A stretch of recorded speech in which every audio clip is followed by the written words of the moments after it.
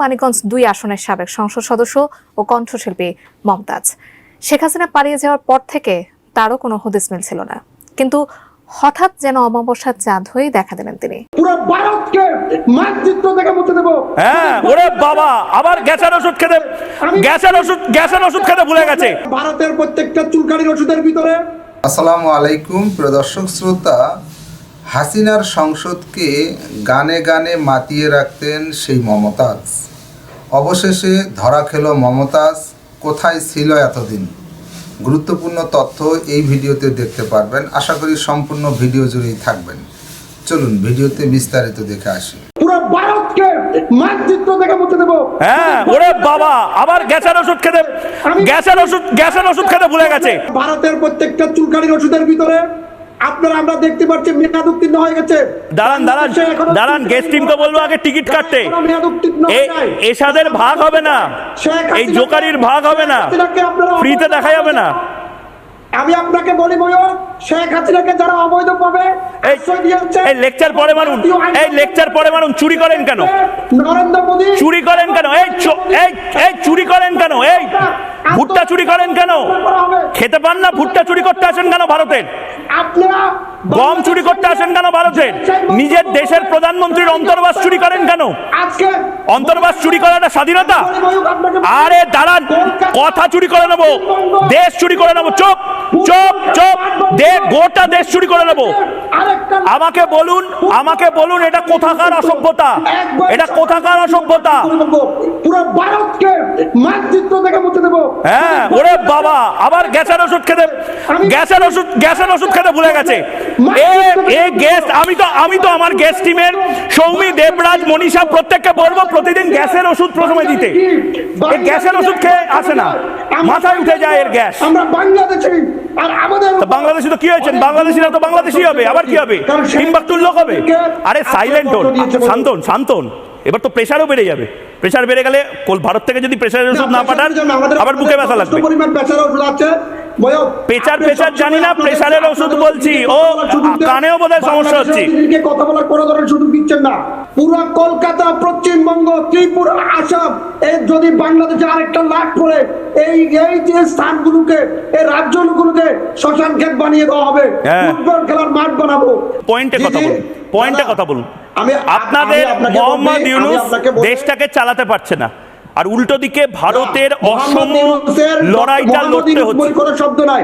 আমার নেত্রী শেখ হাসিনা তুলনা যার না,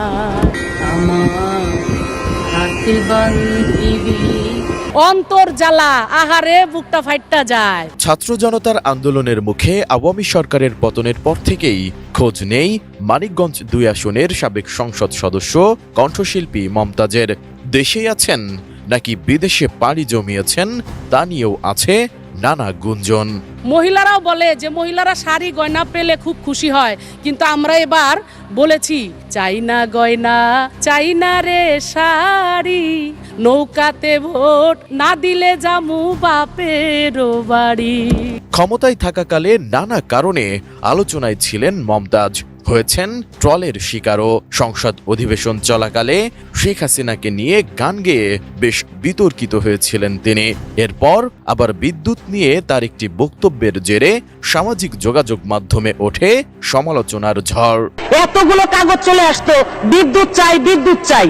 আমি সে সময় বলতাম যে বিদ্যুতের এমন অবস্থা শেখ হাসিনা করবে যে আপনারা ওই যে ফেরিওয়ালারা যেমন ঘুরে আর বলে চুরি বলে রাখবেন নাকি ভাই, এরকম বিদ্যুতের অবস্থা আমাদের হবে, আমাদের ঘুরতে হবে যে বিদ্যুৎ রাখবেন নাকি বিদ্যুৎ। এসবের মধ্যেই এবার আত্মগোপনে থেকে ভক্তদের গান শোনালেন মমতাজ বেগম।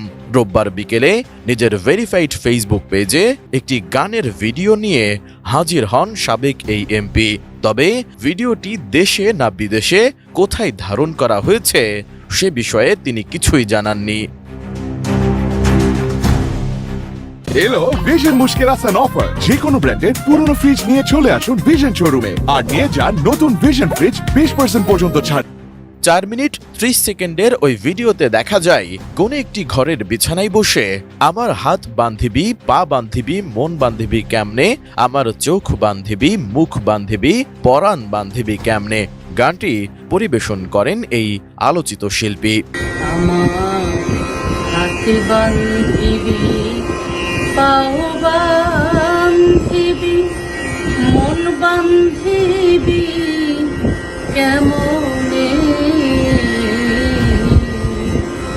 আমার চোখ বান্ধিবি মুখ বান্ধিবি পরাণ বান্ধিবি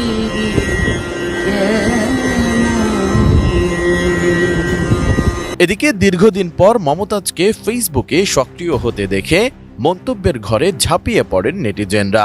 গানের বিষয় বাদেও কমেন্টে নানা প্রশ্ন করেছেন তারা। মন্তব্যের ঘরে কেউ জানতে চেয়েছেন, কোথায় আছেন আপনি? দেশেই আত্মগোপনে আছেন নাকি বিদেশে পাড়ি জমিয়েছেন?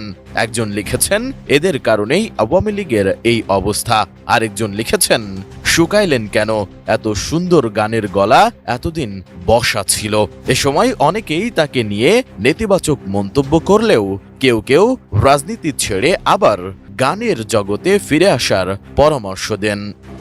আমি দেশ বিদেশে ঘুরে ঘুরে জয় বাংলার গান গাই, আমার নেত্রী শেখ হাসিনা তুলনা যার না। এর আগে ছাত্র জনতার আন্দোলন যখন তুঙ্গে, তখন গত 4 আগস্ট ফেসবুকে একটি পোস্ট দিয়েছিলেন মমতাজ। সে পোস্টে নিজ নামে তৈরি হাসপাতালের ভাঙচুরের কয়েকটি ছবি দিয়ে ক্যাপশনে লিখেছিলেন, সাধারণ জনগণের সেবার জন্য হাসপাতাল করেছে, সেই হাসপাতাল ভেঙে ওরা জনগণের পাশে কি নিয়ে দাঁড়াতে চায়। যদিও পরবর্তীতে ওই পোস্টে ফেসবুক থেকে সরিয়ে ফেলেন মমতাজ। 2008 সালে নবম জাতীয় সংসদের সংরক্ষিত মহিলা আসনে সদস্য মনোনীত হন মমতাজ। 2018 সালে একাদশ জাতীয় সংসদ নির্বাচনে তিনি মানিকগঞ্জ 2 আসন থেকে নির্বাচিত হন। তবে 2024 সালে দ্বাদশ জাতীয় সংসদ নির্বাচনে একই আসনে হেরে যান তিনি। দর্শক শ্রোতা, এই বিষয়ে আপনার মতামত থাকলে লিখবেন। মমতাজকে দ্রুত আটক করা হোক যদি দেশে থাকে। অবশ্যই দেশের কোথাও হয়তো বা লুকিয়ে আছে।